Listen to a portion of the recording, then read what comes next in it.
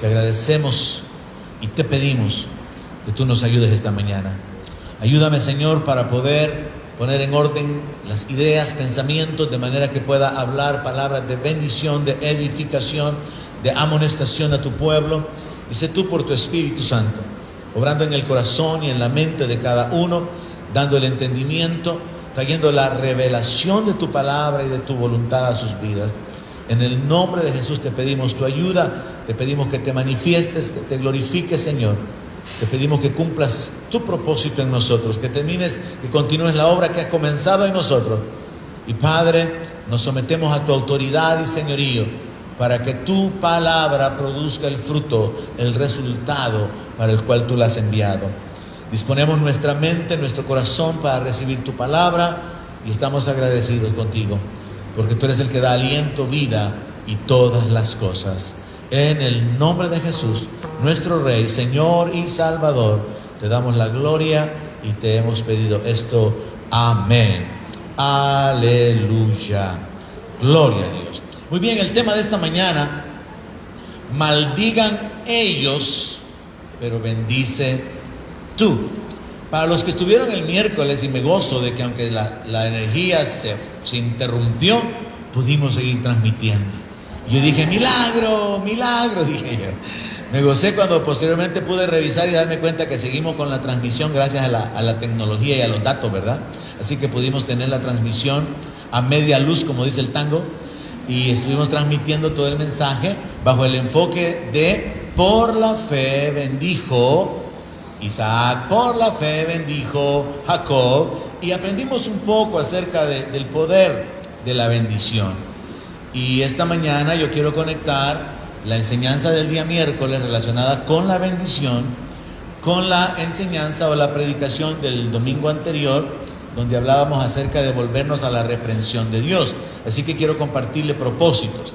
Quiero compartirle algunos propósitos por los cuales voy a predicar sobre este tema. Maldigan ellos, pero bendice tú.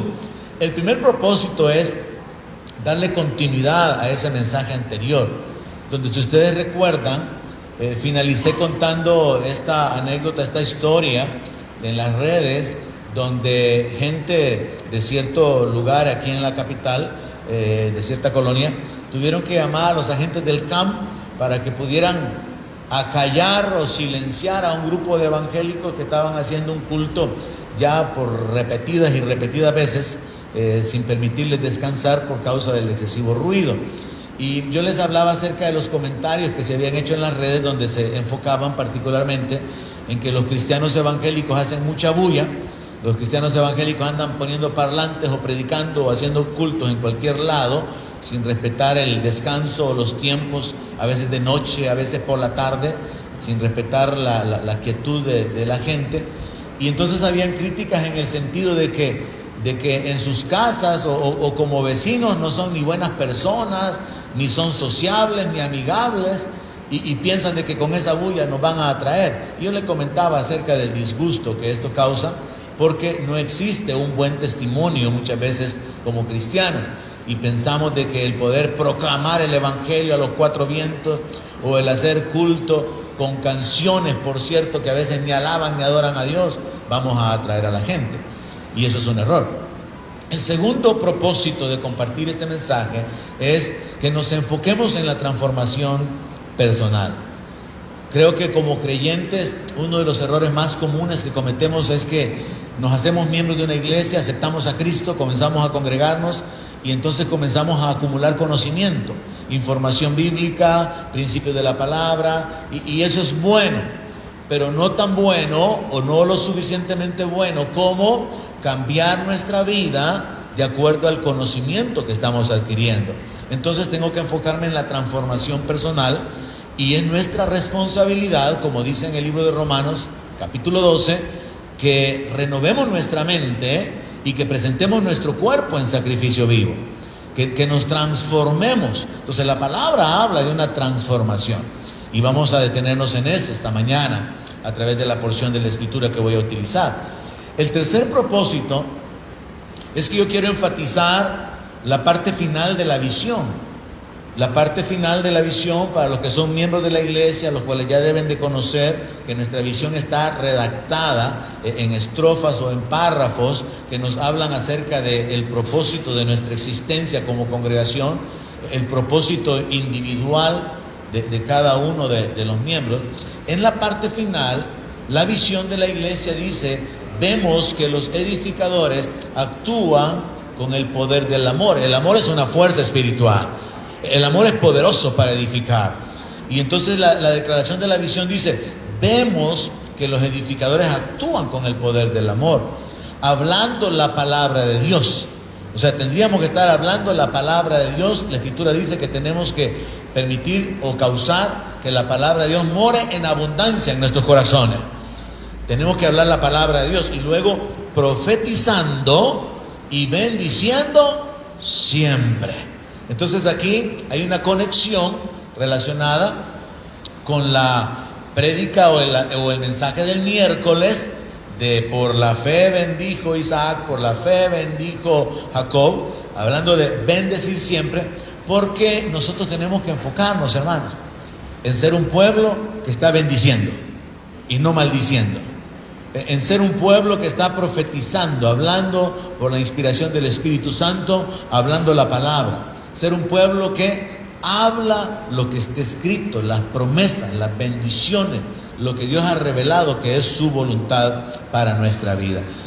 El cuarto propósito de la meditación de esta mañana es que podamos entender una instrucción bíblica tremenda en la cual se nos instruye a no devolver maldición cuando se nos haya maldecido, sino por el contrario, a devolver una bendición. Así que el cuarto propósito es entender el poder de bendecir a los que nos maldicen. Es normal en el mundo maldecir, hablar mal, denigrar, insultar, pero el pueblo de Dios tiene instrucciones, y nos vamos a detener en ellas, de no maldecir. Y tenemos que descubrir hasta el punto de que esto llegue a ser parte de nuestras convicciones. ¿Por qué no debo maldecir? ¿Cuál es el resultado de que yo no maldiga? ¿Qué es lo que pasa si yo maldigo? En algunos casos, literalmente, las personas en sus conflictos tienden a maldecir, llamando así directamente maldito a alguien. Y eso es como la forma más grande o la expresión más clara de maldecir a una persona. Pero nosotros tenemos que entender que existen muchas formas y vamos a detenernos en ello en esta mañana. Así que yo voy a utilizar una porción de la palabra que se encuentra en la primera carta del apóstol Pedro. Pero a manera de introducción, antes de hablarle de esa escritura, quiero hacerles saber lo siguiente. Quiero ya enfocarme en la palabra de Dios y establecer este fundamento. El apóstol Pedro, en la primera carta, en los primeros 2 capítulos, él comienza a hablar de ciertos principios de vida, de ciertas conductas o ciertas actitudes que los cristianos tenían que desarrollar. Entre esos principios encontramos que el apóstol Pedro habla acerca de la santidad, de la obediencia. Él habla acerca de renunciar a la maldad y de tener una vida cambiada, de bondad, de buenas obras. Él toca el principio de temer a Dios, de honrar a Dios y de ofrecerle sacrificios espirituales agradables. Se toca también el asunto de reconocer a las autoridades o de obedecer a las autoridades. Y luego se introduce a instrucciones bien específicas relacionadas con honrar y sujetarse a los amos, particularmente en un ambiente donde todavía habían esclavos, donde todavía habían siervos. Y luego él se traslada de esa relación esclavos-amos a la relación matrimonial y da instrucciones así bien específicas de que la esposa tiene que someterse a su marido, tiene que estar sujeta a su marido, y luego que el marido tiene que darle honor a la esposa. Instrucciones así bien específicas, bien directas. Entonces, cuando nosotros llegamos a la primera carta del apóstol Pedro, capítulo 3, verso 8, él nos da lo que yo le puse como título, el modelo de conducta cristiana. Cuando hablamos del modelo de conducta cristiano, nosotros vamos a encontrar que hay 2 partes, Y yo voy a ocupar desde el verso 8 hasta el verso 9 para poder detenerme en todos los detalles que están ahí incluidos. Y luego desde el 10 hasta el 12, que será la parte final, solamente como para traer una conclusión en lo que vamos a meditar esta mañana.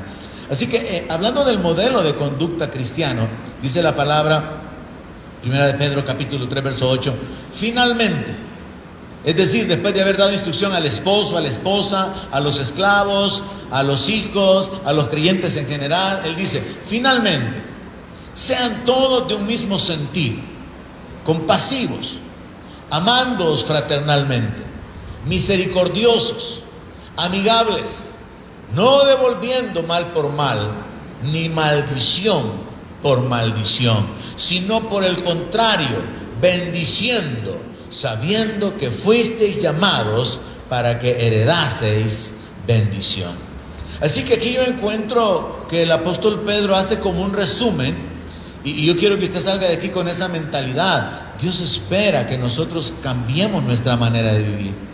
Yo sé, hermanos, que no somos quizá ni la sombra de lo que antes éramos. ¿Alguien dice amén? Pero Dios espera que seamos perfectos. Así dice la palabra, sed perfectos como vuestro Padre es perfecto. Sed santos, sed misericordiosos. Dice la palabra que tenemos que ser imitadores de Dios como hijos amados. O sea que nuestro modelo es Dios. Tenemos que vivir de acuerdo a ese principio. Nuestro modelo es Dios. Dios ha tenido misericordia de nosotros y entonces nosotros tenemos que tener misericordia con nuestros hermanos. Y cada uno de los aspectos que son parte de los atributos de Dios son aspectos que nosotros tendríamos que imitar, y es posible hacerlo porque Él nos ha hecho participantes de su naturaleza divina. Así que al detenerme en estos dos pequeños versos de la palabra, yo encuentro un gran contenido que nos habla acerca de cambios en nuestra vida, que nos habla no solamente de información, sino que nos habla de dirección sobre cómo tenemos que vivir. Y yo pienso realmente, qué bendición fuera, ¿verdad? Si en una iglesia todos pudiéramos alcanzar ese estilo de conducta, ese estilo de vida que nos permitiera relacionarnos los unos con los otros. Yo llevo meses reprochándoles que algunos se van sin saludarme, porque hay una simpleza, hay una indiferencia. Entonces no son amigables. Llevo meses señalando algunos aspectos de conducta entre las relaciones personales, los unos con los otros, y a veces no hay cambios y los meses pasan y no hay una actitud o una disposición de tomar iniciativa, y eso nos revela que somos tardos para oír. Eso revela que no estamos interesados en ser hacedores de la palabra. Así que ahora tenemos aquí algo condensado, algo así bien directo. ¿Cuál es el perfil del creyente? ¿Cómo tiene que ser la conducta del cristiano? Y entonces Pedro lo resume de esa manera. Miren, finalmente todos tengan un mismo sentir. ¿Y cuál es ese sentir que debe de haber en todos los creyentes? Pablo lo dice en la carta a los Filipenses: haya pues en vosotros el mismo sentir que hubo en Cristo, el cual siendo en forma de Dios no estimó el ser igual a Dios como cosa a que aferrarse, sino que se despojó, se humilló, tomó forma de siervo, y en esa condición estuvo dispuesto a ir a la muerte. ¿Cuál es el sentir? Humildad. Todos los creyentes deberíamos de tener un sentimiento de humildad. ¿Por qué? Porque el Dios de los cielos se ha fijado en nosotros y ha mostrado su gracia y su favor en nuestras vidas. Y en gratitud tendría que haber una respuesta nuestra de sentirnos tan humildes, tan insignificantes, tan indignos, que nos permitiría tratar a todas las demás personas con respeto, que nos permitiría tratar a todos los demás con preferencia, honrando a los demás al sentir que nosotros no éramos dignos, no éramos nada, pero el Señor nos ha alcanzado y nos ha hecho príncipes de su pueblo. Entonces tendría que haber en nosotros no un sentir de grandeza por la revelación, ni por los dones o por los talentos que tengamos, no un sentir de orgullo, un sentimiento de orgullo, de arrogancia por lo que usamos, por lo que andamos puestos, por lo que sabemos o por nuestras posesiones, sino un sentimiento de humildad al reconocer quién era yo para que el Señor se fijara en mí. Un sentimiento de humildad y de gratitud. Entonces el apóstol Pedro dice, sean todos de un mismo sentir. Luego dice compasivo. La compasión está conectada con otra parte que está más adelante, la de la misericordia. Pero la compasión es un sentimiento profundo de interés por los demás, de tener un dolor por el sufrimiento ajeno. Y Dios está esperando que ese sea parte de nuestro estilo de vida. Que si sabemos de la necesidad, del padecimiento de alguien y podemos hacer algo, nos involucremos en eso. Entonces Dios quiere que parte de la transformación es que su pueblo sea gente compasiva, no dura, indiferente, insensible. Luego dice, amándoos fraternalmente. Y yo sé, hermanos, hay una realidad innegable. Y ocupo como ejemplo al Señor Jesucristo. El Señor Jesucristo tenía cientos de discípulos, pero de entre los discípulos escogió a 12, a los cuales llamó apóstoles. Y estos estaban con Él todo el tiempo. Pero de los 12, habían 3 que eran como su círculo más cercano. Y de ese círculo más cercano había uno. Y ese uno era el que se recostaba en el pecho del Señor. Entonces yo entiendo, hay círculos de amistad. Aquellas personas con las que pasamos más tiempo, aquellas personas con las que podemos hablar de cualquier cosa, aquellas personas con las que tenemos una apertura de corazón, no hay nada escondido, y con los que podemos experimentar ese amor fraternal de bendecirnos, de servirnos, de dar, de compartir, y eso es una experiencia preciosa. Yo ya ocupé un buen tiempo hablando acerca de la amistad hace algunos meses, que al final es una forma de amar. La amistad es una forma de amor. Y aquí la palabra de Dios por medio del apóstol Pedro nos habla de amarnos fraternalmente, amarnos como hermanos. Y probablemente su experiencia sea similar a la mía. Muchas veces dentro de nuestra familia natural no existe ese nexo, no existen esos lazos así bien fuertes. Tal vez sí, tal vez no, tal vez con alguna hermana, tal vez con la otra hermana no, con un hermano sí, con otro hermano no. Hay diferentes relaciones personales. Pero el deseo de Dios, expresado aquí por medio del apóstol Pedro, es que todos los miembros de una congregación puedan amarse como hermanos. Y el amor fraternal se muestra en una sola cosa: ser de bendición para los demás. Ver de qué manera yo puedo bendecir al otro. Amándonos fraternalmente nos habla de servirnos los unos a los otros. Nos habla de beneficiarnos los unos a los otros. Cuando vivimos egoístamente nos enfocamos en nosotros, nuestras necesidades, nuestros problemas. Pero cuando amamos a los demás, aún en nuestra condición de escasez, de debilidad, de problemas o de adversidades, aún ahí podemos servir, dar, levantar y ser de bendición a otros. Y el apóstol Pedro habla de esto, de amarnos fraternalmente, de bendecirnos, de beneficiarnos los unos a los otros. Y luego dice directamente, misericordiosos. La misericordia de Dios, hermanos, es una de las cosas que a mí más me asombra, porque realmente si no fuera por la misericordia de Dios, nadie estaría aquí esta mañana. Si no fuera por la misericordia de Dios, no habría iglesia. Si no fuera por la misericordia de Dios, no habría acceso al reino, no habría evangelio. Jesucristo no habría muerto para salvar a millones y millones de pecadores, porque la palabra dice que Él nos amó siendo enemigos. La misericordia de Dios es algo que a mí me asombra. Y yo entendí la misericordia de Dios cuando, leyendo la palabra, descubro que habiendo pecado David con la mujer de Urías, y habiendo embarazado a esta mujer, habiendo cometido adulterio con la mujer de su prójimo, y posteriormente habiéndolo mandado al frente de la batalla para que se muriera, Dios descubre el pecado, viene un juicio, el niño se muere, y David toma a esa mujer como su mujer. David obviamente se arrepiente, David clama a Dios, David se humilla. Hay salmos que nos hablan acerca de esa actitud que David tuvo con respecto a su pecado. Y como alguien lo resumió, grande fue el pecado de David, pero también grande fue su arrepentimiento. Y la misericordia de Dios para mí se revela cuando yo veo esto. ¿Quién fue el sucesor de David? Salomón. ¿Y de quién es hijo Salomón? De Betsabé, de la mujer de Urías, de la mujer con la que David había pecado. de la mujer a la cual David había mandado prácticamente que lo matara. Cuando yo recuerdo haber leído eso, yo me quedaba, pero Señor, ¿y cómo hiciste esto? Así como, no sé si usted me está siguiendo en la línea de pensamiento, ¿cómo Dios pudo mostrar tanta misericordia? Que teniendo David su esposa, aunque por cierto parte de los elementos en el camino es, hablando de maldición y de bendición, Mical maldijo a David, pero Dios pudo haberle dado su descendencia por otro lado. Pero Dios restaura la vida de David. Dios lo mantiene en el reino y Dios le da un sucesor con la mujer con la que había pecado. Eso es misericordia. Y eso es lo que Dios también ha hecho con nosotros. Porque la misericordia tiene que ver con dar al indigno, al que no merece nada. Y nosotros no éramos dignos, hermano, de que Dios nos adoptara como hijos.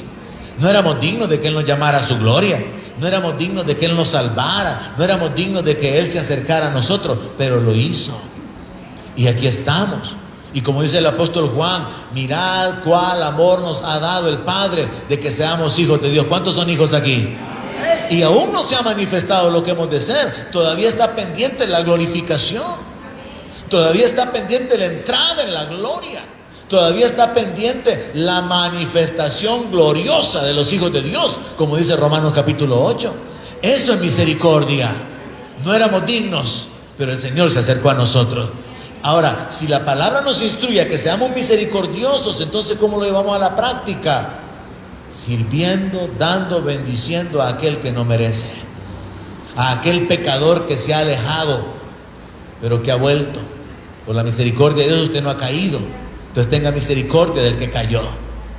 Por la misericordia de Dios usted ha podido permanecer, ha podido recibir de Dios por su obediencia, por su temor. Pero hay otros que se enredaron, pobres, débiles, cayeron en maldición.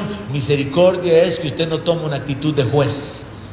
Misericordia es que usted todavía permite a ellos que se acerquen a su santidad, que se acerquen a usted para poder recibir de usted. Entonces la palabra da esa instrucción bien clara: misericordioso. Luego dice amigables. ¿Qué es una persona amigable? Es alguien accesible, es alguien amable, es alguien que toma la iniciativa para el acercamiento. Muchos aquí no son amigables. A veces en el mundo se ocupa esa frase, ¿verdad? Tiene cara de pocos amigos. Y es una verdad, ¿verdad? Eso de tener cara de pocos amigos, o sea, tiene una cara que no haga de acercarse a hablarle. Hay que se quede solito con sus 3 amigos que tiene nomás. Pero hay quienes es tan agradable. Yo no sé si usted conoce personas con las que es agradable estar. Y esas personas usted quiere seguir el tiempo platicando, seguir compartiendo, porque son personas que muestran un carácter, una personalidad, una actitud abierta, sincera, franca, y usted disfruta estar con esas personas. ¿Cómo deberíamos de ser nosotros como cristianos? Amigables. Entonces tenemos que cambiar esto. Y no me salga con ese pensamiento que estoy viendo levantarse por ahí. Yo no le voy a andar pelando los dientes a todo el mundo. No estoy diciendo eso. Estoy hablando acerca de una actitud en la cual en su corazón usted no se muestra así orgulloso, arrogante, de pocas palabras, inaccesible, sino que usted es una persona sencilla, una persona accesible, una persona que está abierta para poder relacionarse con los demás. Y sucede, hermanos, les aseguro, por experiencia propia, de que cuando usted se acerca a algunas personas de las cuales ha tenido el concepto de que se ven así, ¿verdad? Bien huraña, bien creído, se ve ese hermano, yo nunca le he hablado, que si usted tomara unos minutos, tomara la iniciativa para acercarse, probablemente diga: yo estaba bien equivocado, bien agradable la hermana, y por años yo nunca le había hablado, hasta me caía mal. Y entonces usted pecando con malos pensamientos y no practicando la palabra acerca de mostrarse amistoso. Así que aquí la palabra es bien clara, bien directa. Y qué bueno, hermano, que podemos hablar de aspectos prácticos que tienen que ver con nuestra vida y nuestras relaciones. Luego dice, que va siendo el centro de la meditación, verso 9, no devolviendo mal por mal. ¿Cuántos han devuelto mal por mal? No, algunos no. Levanten la mano para que se acusen. Es más, golpéese el pecho por mi culpa, diga. Es mi culpa. Yo no sé cuántas veces usted ha devuelto mal por mal, pero yo, aún como cristiano, lo he hecho. Y sabe que muchas veces nuestro primer círculo es la familia, la esposa, luego los hijos, luego la gente que está más cerca. Entonces, eso de devolver mal por mal es algo a lo que tenemos que prestarle atención, porque es algo como que por naturaleza. Nosotros reaccionamos en vez de actuar. Nosotros respondemos bajo influencias, bajo presiones, bajo ciertas circunstancias, y lo normal es reaccionar. Entonces violamos este principio, esta instrucción de la palabra de devolver mal por mal, de querer desquitarse, de querer vengarse. Yo recuerdo que yo había leído esta escritura, recién convertido, quizá mi primer año, y había entendido de que bueno, el cristiano tiene que cambiar y que no tiene que devolver mal por mal. Y entonces me pasó esta pequeña experiencia. Yo viajaba en buses allá en la zona de Santa Tecla, Lourdes. Los buses generalmente siempre iban llenos. Y usted sabe de que cuando uno va en los buses y van así como que si es lata de sardina, es por demás que a usted no lo golpeen, lo empujen, se limpien el sudor en usted y todas las cosas que muchos sufren. Y entonces yo tenía que moverme para poder salir de este bus pequeño, estrecho. Y entonces pasé golpeando a una persona sin querer. Y esta persona se volteó y me metió el codo y me devolvió un golpe fuerte. Y yo me quedé así como cortado, como dicen, como paralizado. Y entonces bien espiritual le dije, que Dios le bendiga. Le digo bien espiritual entre comillas porque lo que sucedió en realidad era que era un tipo tan grandote que yo no me le podía poner al brinco, como dicen en buen salvadoreño. Entonces, ¿cuándo usted va a devolver el bien a cambio de un mal? ¿Cuando tiene miedo? No. Usted debe de devolver bien siempre que le den mal, porque vamos a entender esta mañana un principio espiritual poderoso, que es la razón por la cual Dios nos instruye a hacer esto. Y luego dice que no hay que devolver la maldición. Cuando usted lo maldice, no tiene que devolver maldición. O sea, es como que Dios diga, mis hijos tienen que comportarse de esta manera. Tienen que caminar en la verdad, tienen que ser serviciales, tienen que ser mansos y humildes, tienen que ser amorosos fraternalmente, tienen que ser misericordiosos, amigables, y le metemos ahí un montón de cualidades que es como que el padre dijera, así quiero que sean mis hijos. Entonces leámoslo bajo ese enfoque. Dios nos da instrucciones en la palabra acerca de cómo debería de ser nuestra vida. Y entonces Él dice, es que mis hijos no tienen que devolver el mal. O sea, en otras palabras, no tienen que vengarse. Y luego, no tienen que devolver maldición por maldición. Y aquí nos vamos a meter a un detalle bien importante, y es que cuando nosotros maldecimos nos contaminamos. Si usted maldice, según Mateo 15:11, usted se contamina, porque Jesús enseñó este principio, que lo que entra por la boca del hombre va a la letrina finalmente, y que eso no contamina al hombre. Eso Jesús lo enseñó cuando los fariseos lo criticaron porque sus discípulos comían sin lavarse las manos. Y entonces luego el Señor enseña este principio, que lo que sale de la boca es lo que contamina al hombre, porque lo que sale de la boca sale del corazón. Y entonces hay que entender algo espiritual ahí. Y esto a mí me conectaba con el principio de la creación de Satanás. La Biblia dice que él era perfecto. Cuando fue creado el diablo, era perfecto.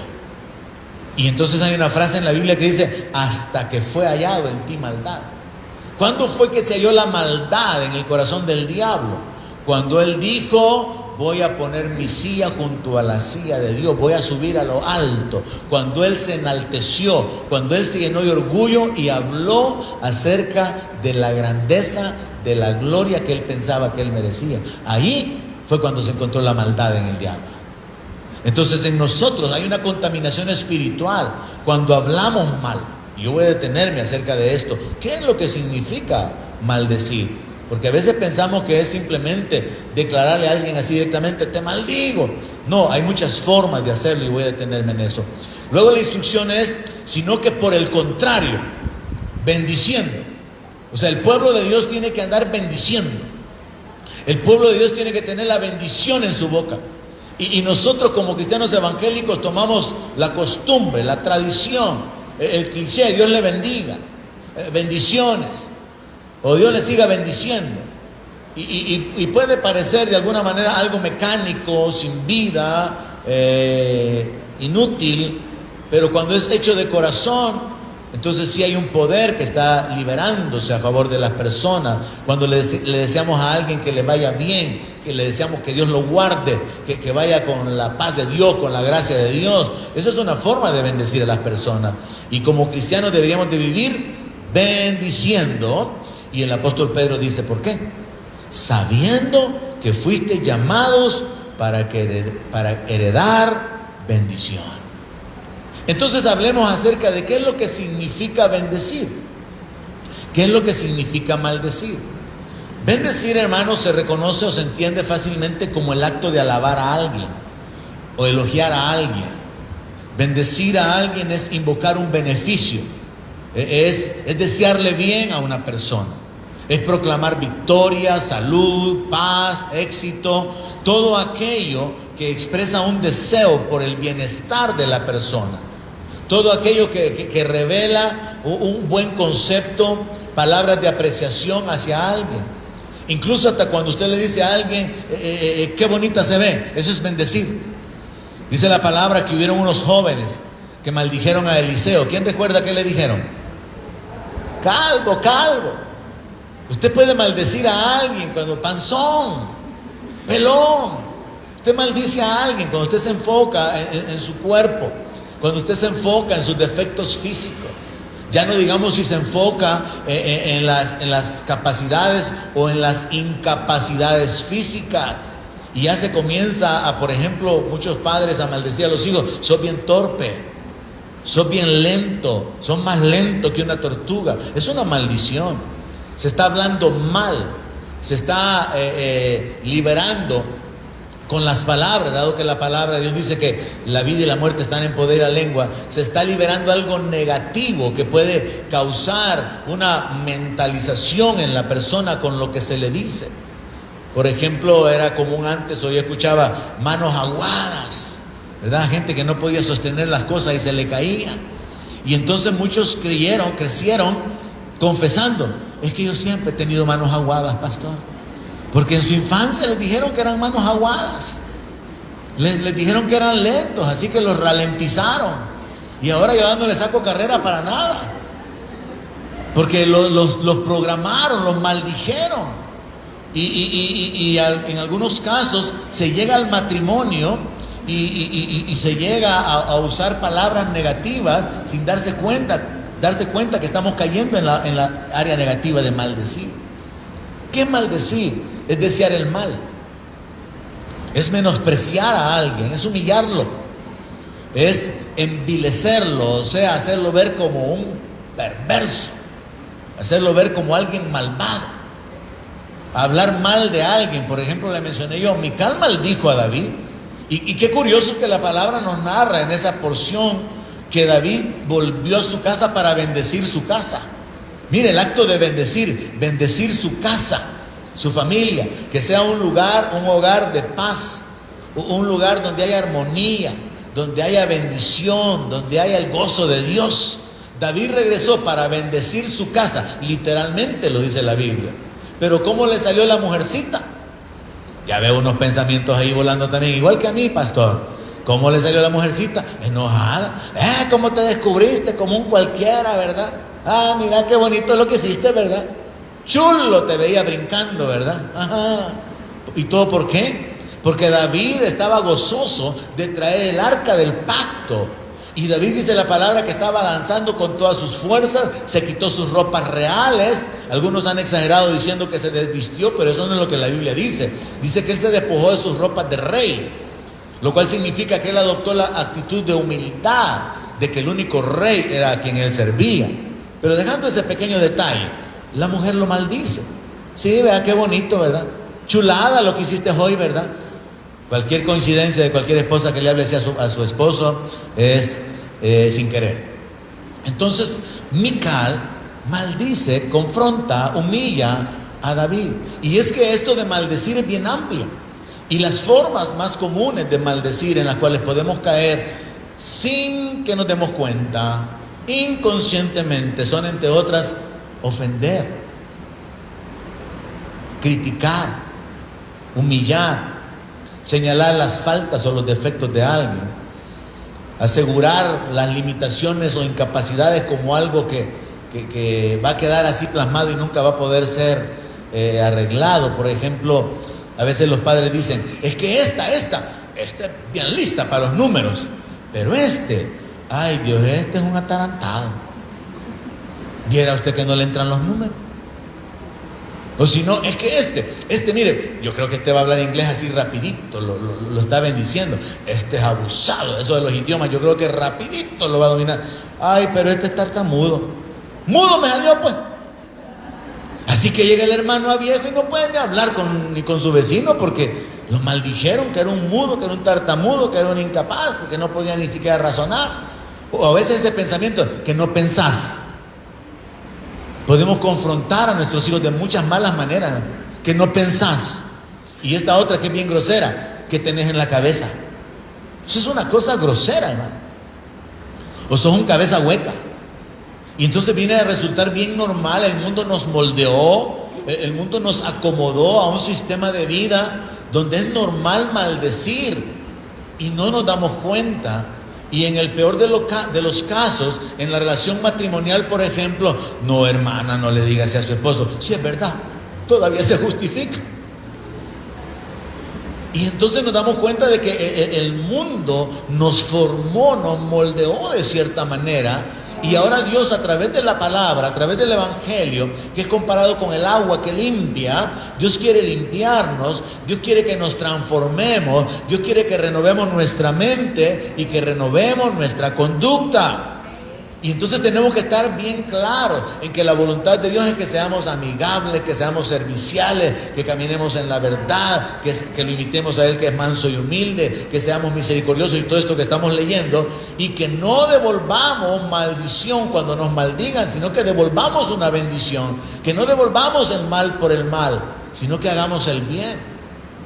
Entonces nosotros tenemos que enfocarnos en esto. Olvidémonos de Apocalipsis, olvidémonos de las bestias, olvidémonos de la gran tribulación, olvidémonos de la venida de Cristo por un momento y enfoquémonos. Transformación. Dios está esperando que su pueblo viva de una manera diferente a la que vive el mundo. Es la única forma de poder llegar a ser sal del mundo. Es la única forma de poder ser luz del mundo. Vidas cambiadas. Y sin justificaciones. Porque ¿cuál es mi justificación para reaccionar mal? Que me traten mal. Pero precisamente el Señor está dando instrucciones a través del apóstol Pedro. Es que no tenés que devolver el mal cuando te traten mal. No tenés que devolver una maldición cuando te maldicen. No tienes que devolver una ofensa cuando te ofenden. Entonces no es fácil hacerlo. La otra experiencia que yo tuve, y la he contado hace muchos años, fue que a Jonathan le chocaron el carro.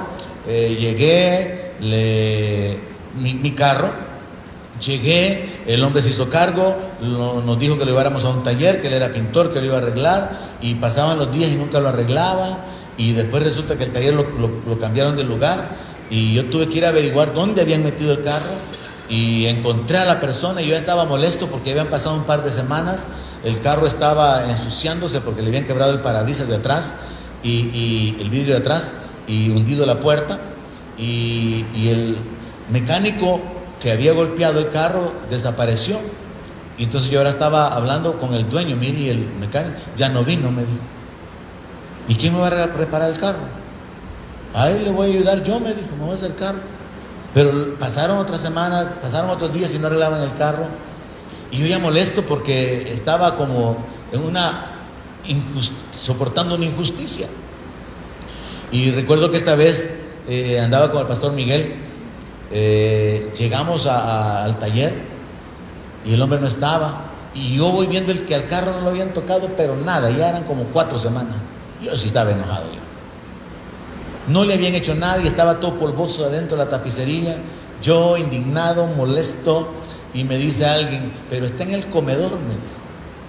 Y me voy yo del hombre, el hombre estaba comiendo.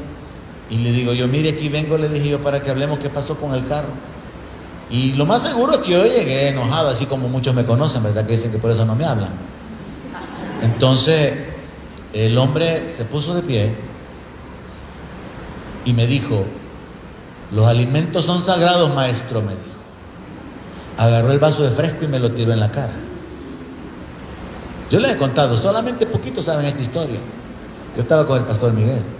Le fui dando una a ese hombre, hermanos. Y después, en mi mente, me detuve. Porque solo fue en la imaginación. Ese día, mire, ese día yo experimenté al diablo queriendo meterse como unas pocas veces, pero así tremendo. Porque que le tiren a usted el fresco tras que lo han abusado, no están de alguna manera siendo sensatos en el trato, están cometiendo una injusticia y todavía lo tratan de esa manera. Yo recuerdo que el pastor Miguel, cuando vio que me estaba convirtiendo en Hulk, me agarró de los hombros. Tranquilo, pastor, me dijo. Y nos dimos la vuelta y nos fuimos. Pero qué terrible es, hermano, cuando usted siente, por un lado, la impotencia a veces, como lo que me pasó en el bus con el otro grandulón, o cuando usted siente que usted está atado por el evangelio y por el testimonio de no hacer lo que usted puede hacer. Porque era un pigmeo, hermano, que si yo le daba uno, lo dejaba doblado. O sea, en otras palabras, a veces no es cuestión de que no me voy a vengar, no porque no pueda, como me pasó en el bus, sino que es, no me voy a vengar porque no quiero que salga en el diario de hoy: pastor, de un solo golpe, manda al hospital Sacamil a mecánico de mexicano. Yo no quería ser famoso, pero no era porque yo no quisiera, si yo estaba endiablado, hermano, me permiten la palabra. ¿Alguno de ustedes se endiabla? Le pasó a Pedro, y Jesús le dijo: apártate de mí, Satanás. Es que a veces ustedes se ponen un manto así bien espiritual y vienen aquí bien así. Yo no fui, pero Jesús le dijo a Pedro: apártate de mí, Satanás. Yo estaba endiablado, pero pude, y gracias a Dios que el pastor estaba ahí, pude contenerme. Y ahora el asunto es que en un ambiente donde la iglesia estaba siendo perseguida, en un ambiente donde posteriormente la cuestión se iba calentando más hasta el punto que surgen los mártires y los cristianos eran metidos en la cárcel, arrastrados en la cárcel, y luego ya por el siglo III, que hasta donde dicen que Nerón los metía en el Coliseo y que se los comían los leones y todo aquello del martirio de los cristianos, en ese ambiente del siglo I, siglo II, siglo III, donde había persecución, donde había rechazo por los cristianos, la instrucción de Dios es: no maldigan a los que los maldicen, no devuelvan mal al que les ha hecho daño. En un ambiente de veras terrible, ¿no? Y yo digo, y nosotros en cosas pequeñas nos detenemos, tomamos ofensa en cosas pequeñas, rompemos amistades o nos volvemos enemigos por pequeñeces, por cosas insignificantes, porque no estamos enfocados en la transformación y en agradar a Dios. En la palabra de Dios nosotros encontramos entonces que el apóstol Pedro fue el que dijo esto, de no devolver mal por mal, ni maldición por maldición, sino que había que devolver bendición. Pero en Mateo 5:44 nosotros encontramos que el Señor Jesús dijo: amen a sus enemigos, bendigan a los que los maldicen. Bendecir al que lo maldice, es que esto es espiritual, hermano. Mire, bendecir a aquel que lo maldice, voy a ponerlo de esta manera, quizás es más espiritual que hablar en lenguas. Bendecir a alguien, o sea, caminar en amor. Pablo dice: si yo hablo todas las lenguas del mundo y no tengo amor, no soy nada.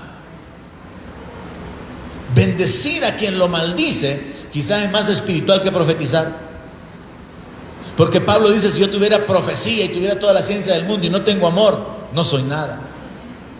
O sea, Jesús está hablando de la esencia del evangelio, de la esencia de un cambio de vida en el cual todos nosotros, sin excluirme, tenemos que trabajar. ¿Alguien dice amén para animarme? O por lo menos dígalo por usted, pastor, pero diga algo.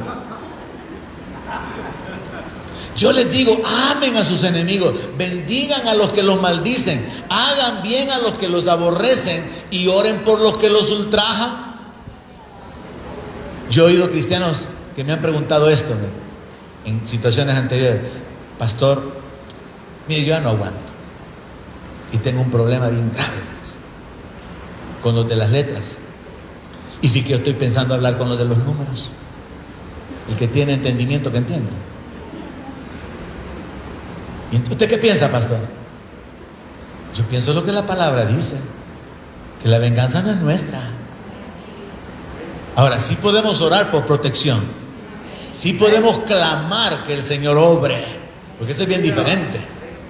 Pero el hecho de que usted quiera hablar con las letras para que se entiendan con los números, o con los números para que pongan aquí todas las letras, eso ya es otro asunto. Y cristianos han hablado en esos términos. ¿Por qué? Porque llega un momento donde la impiedad, donde la injusticia es tan grande que usted siente que tiene que hacer algo. Y qué curioso que Dios, no solamente por medio del apóstol Pedro, nos dice que no devolvamos mal por mal, que no devolvamos maldición por maldición, sino que el mismo Señor directamente nos lo dice, y todavía le agrega: háganle bien a los que los aborrecen y oren por los que os ultrajan y os persiguen. Sino que también le agrega al apóstol Pablo en Romanos capítulo 12, 14, diciendo: bendigan a los que los persiguen, bendigan y no maldigan. O sea, Pedro, el Señor Jesús y Pablo con el mismo mensaje. Somos un pueblo bendito y somos llamados a bendecir. Pero es una cuestión de conciencia, es una cuestión de estar enfocados, no de reaccionar de acuerdo a la circunstancia, sino de vivir como cristianos para darle la gloria a Dios con todo lo que hacemos. No reaccionando bajo las presiones, sino más bien mentalizados y enfocados en ser testimonio y en ser útiles para la gloria de Dios a través de nuestra vida. Sí, pastor, pero es que eso de vivir de esa manera es duro. Están mostrando debilidad, sentirse así como incapaz de defenderse. No, es que hay otras áreas que tenemos que ir conjugando, pero el principio ahorita en este momento es dejarle la venganza a Dios. Porque la Biblia no nos manda, hermanos, a que seamos ovejas de matadero, no. Esa fue la mentalidad de los judíos allá en Romanos capítulo 8. Pablo lo dice como una forma de confrontar el poco conocimiento que el pueblo de Israel tenía, porque por otro lado el Señor dice: el que los toca, toca a la niña de mis ojos. Naciones daré por ti, dice el Señor. Mía es la venganza, dice Jehová. Entonces no es que Dios quiera que a su pueblo todo el mundo le pase encima, lo atropellen, no. Él es el que va a ejecutar venganza. Y sí podemos escondernos en Dios, clamar por la protección de Dios, usar las autoridades a favor nuestro, pero sobre todo el punto es el corazón, que usted no se envenena, que usted no se amarga, que usted no se contamina. Y ese es el principio que está escondido cuando el apóstol Pablo, el apóstol Pedro y el Señor Jesucristo nos hablan acerca de no maldecir y nos hablan acerca de bendecir a los que nos maldigan, de hacer bien a los que nos aborrecen, de orar por los que nos ultrajan y a los que nos persigan, que como dije es en el contexto del siglo I, siglo II, siglo III, y en algunas iglesias o en algunos países donde todavía hay persecución por causa de ser creyentes. Aunque esto también se puede trasladar a nuestro ambiente, donde por causa del evangelio, en el taller, en la empresa, en la oficina, a usted lo marginan, lo rechazan, y es específicamente como una asignación del diablo, porque saben que usted es cristiano, y ahí usted tiene que aplicar la palabra. Pero tenemos que entender por qué es que Dios nos manda a no devolver la maldición. Hay por lo menos 4 razones. ¿Por qué es que tenemos esta instrucción divina de no devolver la maldición? ¿Por qué es que la instrucción es que devolvamos una bendición? Y aquí está lo poderoso.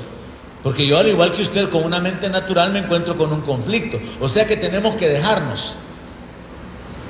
Mi padre, cuando yo me convertí, él me habló en estos términos, quizás por sus experiencias negativas con el evangelio.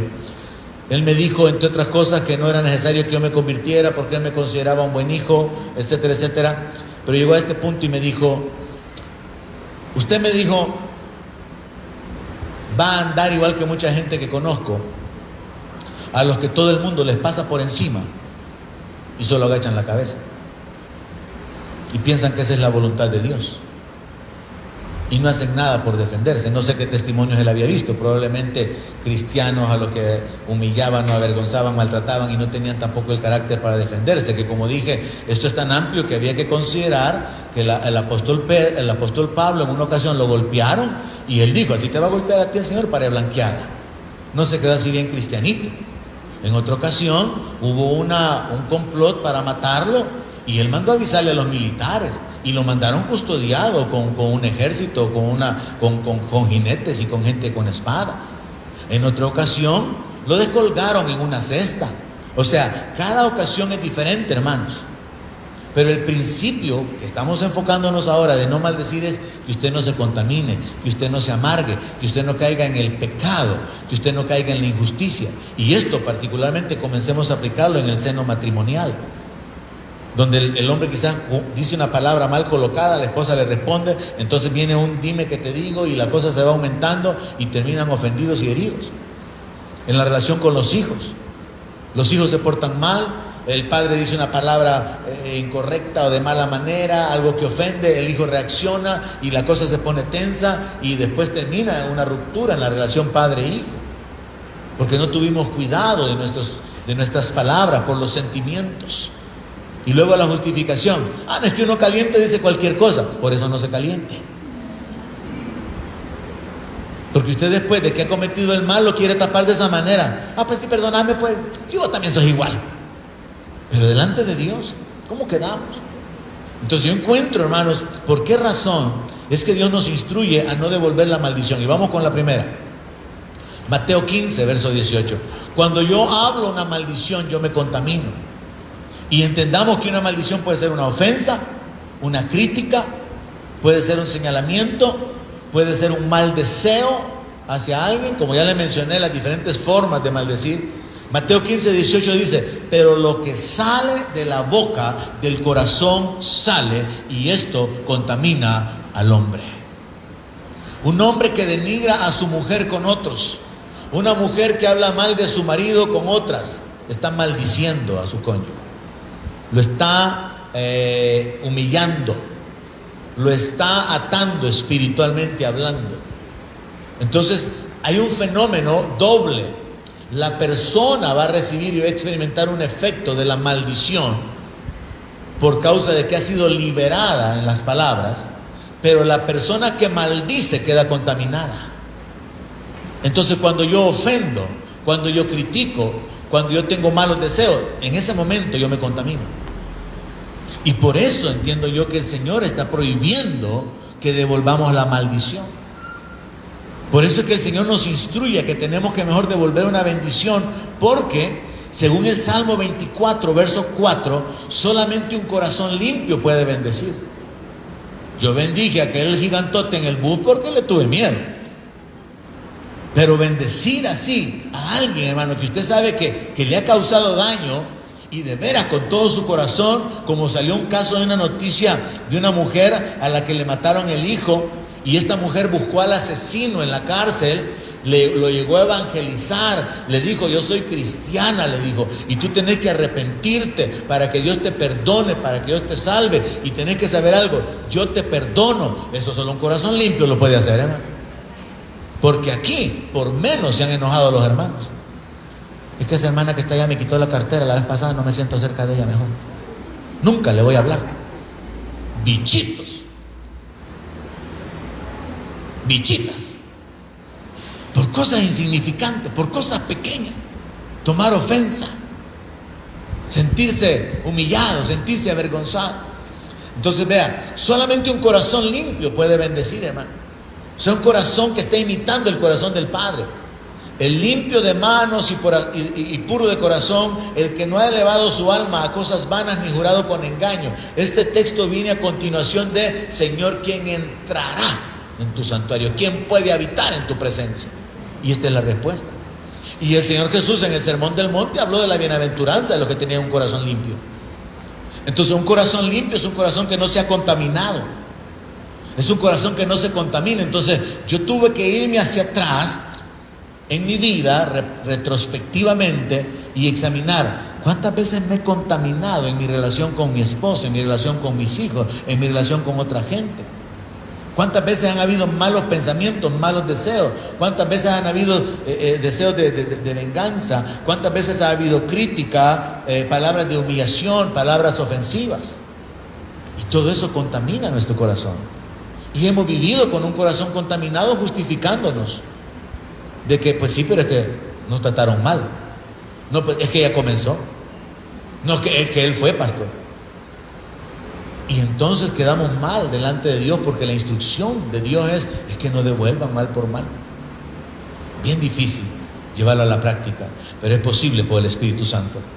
La tercera razón por la cual somos instruidos a no devolver la maldición, sino a devolver una bendición, es que Dios ya habló, hermanos, de que hay una recompensa. Fíjense, cuando usted lo maldicen, cuando usted sufre y lo hace en el nombre del Señor, y lo hace por guardar el testimonio, lo hace por no dar de qué hablar a los enemigos, lo hace por su convicción personal de sufrir la pérdida y dejar las cosas en las manos de Dios, va a haber un galardón. Lucas capítulo 6, verso 35. Y esto entonces resulta interesante. Me conviene entonces no maldecir, no criticar, no ofender, no señalar, no enjuiciar a nadie, para no contaminar mi corazón y ser agradable a Dios.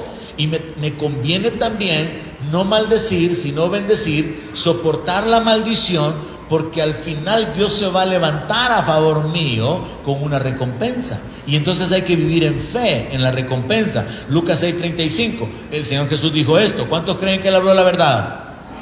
Él dijo esto: amen a sus enemigos y háganles el bien. Y presten, o hagan el bien en general, y presten, no esperando de ello nada, y será vuestro galardón grande, y seréis hijos del Altísimo, porque Él es benigno para con los ingratos y malos. Este texto nos está diciendo estas dos cosas: de que hay una recompensa divina, hay un galardón de parte de Dios cuando usted sufre por causa de Él, y que es una forma de imitar al Señor.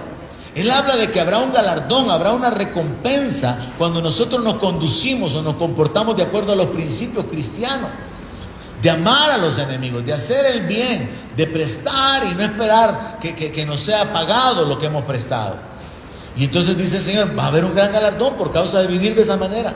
Y aparte de eso, van a ser hijos, van a ser reconocidos, estarán imitando al Padre en su conducta, porque Él, que es misericordioso, Él es benigno para con los ingratos y malos.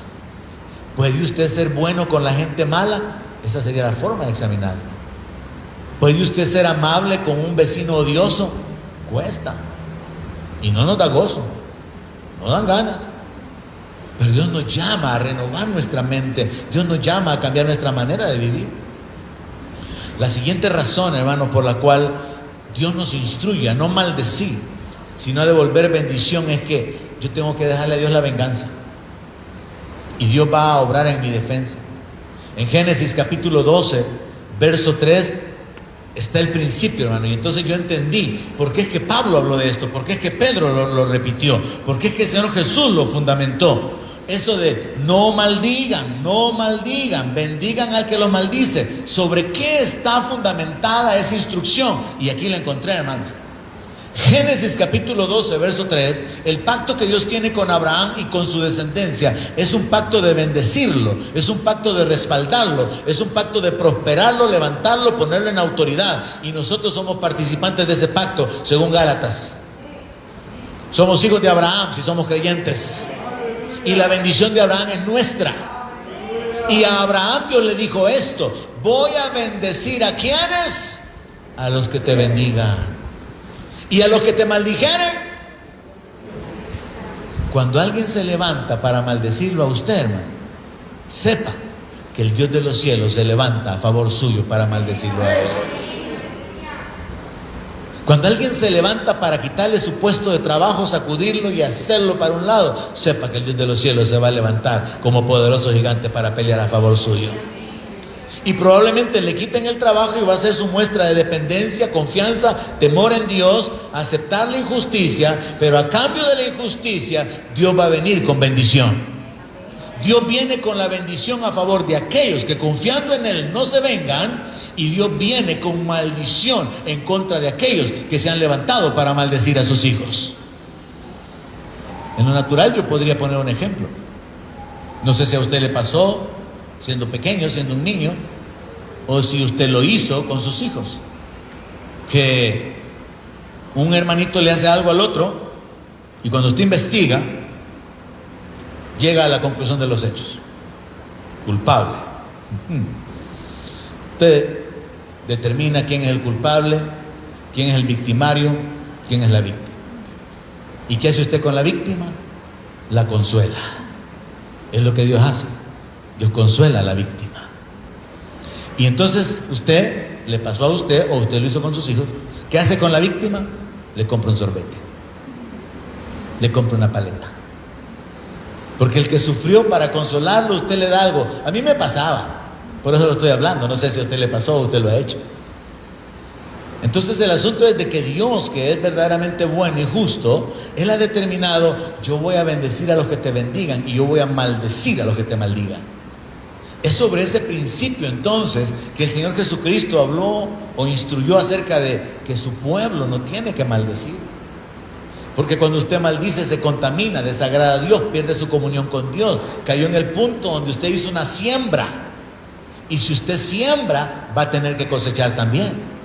Pero cuando usted se abstiene de la siembra negativa, cuando usted se abstiene de reaccionar, cuando usted se abstiene de actuar según la vieja naturaleza, eso agrada a Dios, eso honra a Dios, y Dios se levanta a favor suyo. Hay mucho que hablar, hermanos, sobre esto de las maldiciones y las bendiciones. Recuerdo la historia de Balac, el rey, que mandó a llamar a Balaam y lo contrató para que maldijera al pueblo de Israel. Y hay cosas bien interesantes porque resulta que Balaam habla lo que Dios le dice que hable, y entonces Balac se enoja y le dice a Balaam: mira, le dice, yo te contraté para que los maldijeras y los estás bendiciéndoles. Ya que no los maldices, tampoco los bendigas. Y yo le quiero decir a usted algo diferente. Ya que usted no bendice, tampoco maldiga. Porque como cristianos evangélicos, bien fácilmente podemos caer en ese error. Hay otro ejemplo en la Biblia, sucedió con David. La Biblia nos menciona que cuando David tuvo que huir porque su hijo, se levantó en contra de él. Esa historia está allá en Samuel, segundo libro de Samuel 16, verso 5 en adelante. Dice que el rey venía huyendo y hubo un hombre que se llamaba Simei. Detalles interesantes ahí en segundo Samuel 16:5. Ponlo, por favor. Segundo libro de Samuel 16:5. Dice que vino el rey David hasta Bahurín, y aquí salía uno de la familia de la casa de Saúl, el cual se llamaba Simei, hijo de Gera, y salían maldiciendo y arrojando piedras contra David y contra todos los siervos del rey David. Verso 7. Y decía Simei, maldiciéndole, para que entendamos las expresiones, las maldiciones: fuera, fuera, hombre sanguinario y perverso. Jehová te ha dado el pago de toda la sangre de la casa de Saúl, en lugar del cual tú has reinado. Y Jehová ha entregado el reino en mano de tu hijo Absalón. Y hete aquí sorprendido en tu maldad, porque eres hombre sanguinario. Simei estaba maldiciendo al rey, al hombre del cual Dios da testimonio que era un hombre conforme a su corazón. Simei lo estaba maldiciendo. Y qué tremendo, hermano, es cuando Dios lo defiende a usted. Que el mundo lo maldiga, pero que Dios lo bendiga y que Dios sea su defensa. Esa es la mejor posición en la que podemos estar. Porque el mundo puede alabarnos, pero por el otro lado podemos obtener el rechazo de Dios. Pero es mejor tener la aprobación de Dios, aunque el mundo nos rechace. Y esa fue la experiencia con David. Dice en el verso 9 que entonces Abisai hijo de Sarvia, uno de los militares, uno de los generales, le dijo al rey: ¿por qué maldice este perro muerto a mi señor el rey? Lo maldijo también, perro muerto lo llamó. Imagínense, llamar a alguien muerto de hambre es una ofensa, es una maldición. Llamar a alguien desgraciado es una maldición. Yo quiero que entienda eso para que usted se abstenga de todo eso. Entonces le dice el general, este militar: ¿Y por qué maldice este perro muerto a mi señor el rey? Te ruego que me dejes pasar y le voy a quitar la cabeza. David estaba recibiendo maldiciones. Y en el verso 10 vea la respuesta de David: si él así maldice, es porque Jehová le ha dicho que maldiga a David. ¿Quién pues le dirá por qué lo haces así? David muestra una dependencia y dice: no sucede nada que Dios no permita. Han cometido esta injusticia contra mí, Dios la ha permitido. Yo voy a depender de Él, voy a alabar su nombre, voy a bendecir su nombre, me voy a esconder en Él. Me han maltratado, me han hecho este daño, me están abusando, están haciendo esto en contra mía. Yo no voy a vengarme, voy a dejar que la venganza la ejecute el Señor.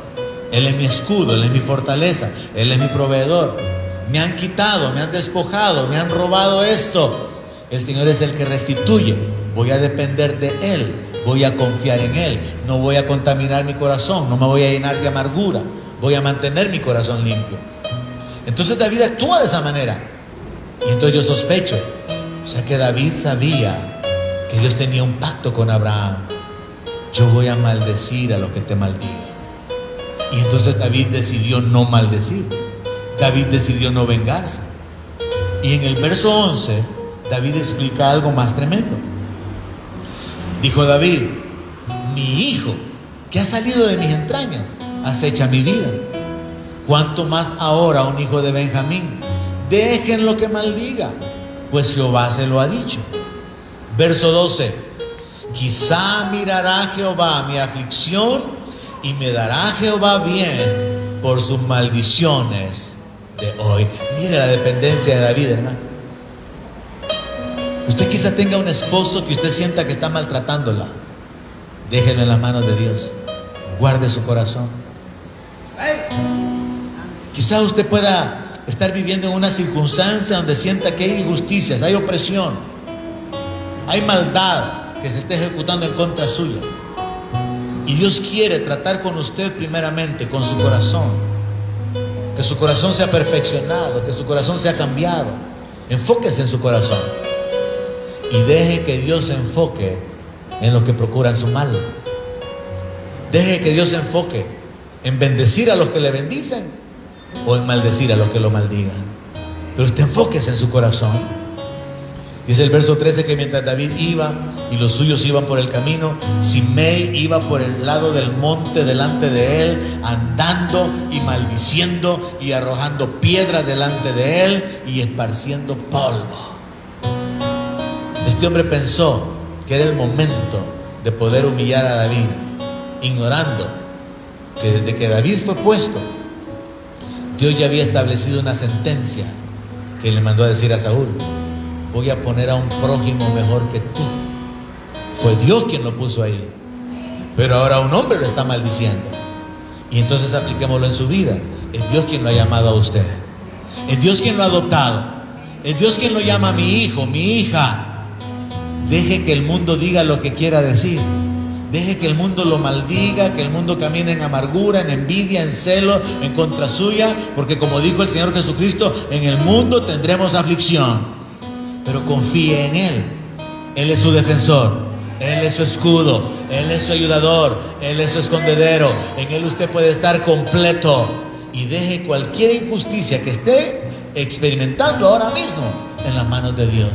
Cualquier amenaza, cualquier menosprecio, cualquier humillación, y que esto sirva para poder ayudar a mejorar relaciones maritales, relaciones de padres con hijos, es algo sumamente importante. Comenzando cada uno de nosotros, a través del arrepentimiento, a través del reconocimiento que hemos contaminado nuestro corazón, y tomar la decisión: voy a vivir de una manera diferente. De allí el tema. El tema de hoy, que en realidad, curiosamente, Es una declaración que se puede lanzar a la congregación como una instrucción. Hermano, deje que maldigan ellos, pero usted bendiga. Pero que en la realidad, cuando usted examina el Salmo 109, es una oración de David, donde David le está diciendo al Señor: mira, Señor, le dice, ay, que me maldigan ellos, pero bendíceme tú. De las dos maneras es aplicable. Usted deje que el mundo maldiga, pero usted aprenda a caminar bendiciendo. Amén, iglesia. Usted deje que el mundo maldiga, pero usted dependa de Dios, porque la bendición viene de Él. Póngase de pie, oramos y entonamos este canto. Padre, hemos oído tu palabra.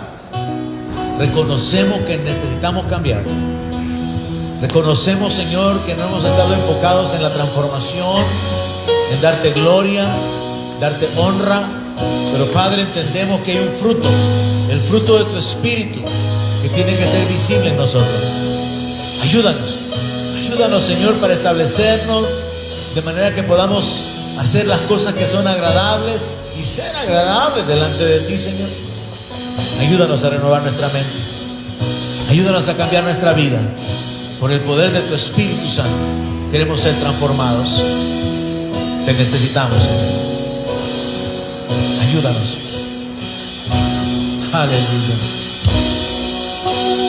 Quiero más de ti. Glorifícate, y habitar en tu presencia. tu presencia ministra en nuestra vida, Señor. Lengua para que crezcas tú, y cada día seré más como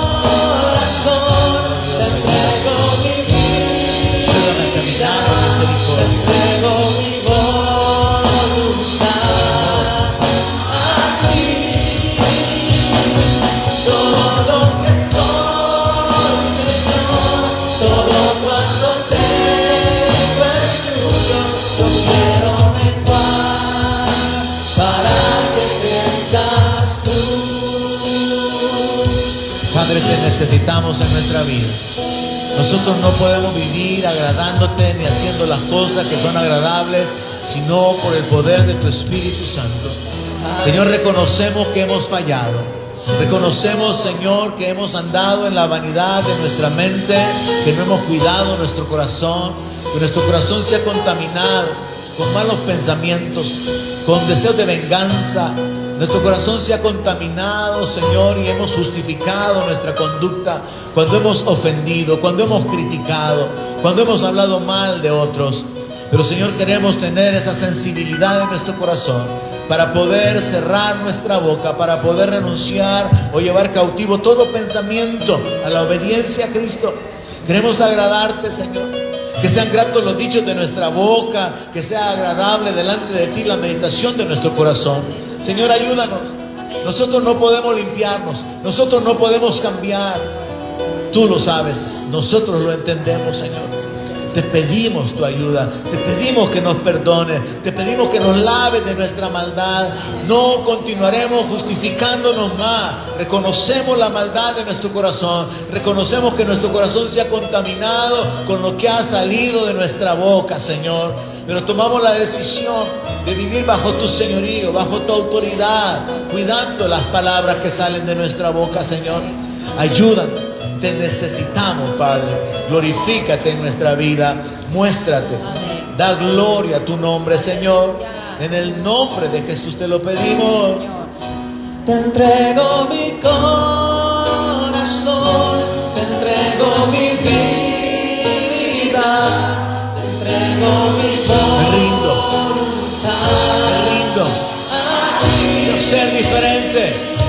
todo lo que soy, Vivir para tu gloria. Señor, todo cuanto te Bendiciendo. es tuyo. Profetizando. Quiero menguar Hablando la palabra siempre. que crezcas tú. Aleluya. Te entrego mi corazón, te entrego mi vida, te entrego mi voluntad a ti. Todo lo que soy, Señor, todo cuanto tengo es tuyo. Lo quiero menguar para que crezcas tú. Yo quiero menguar para que crezcas tú. Aleluya. Yo quiero menguar para que crezcas tú.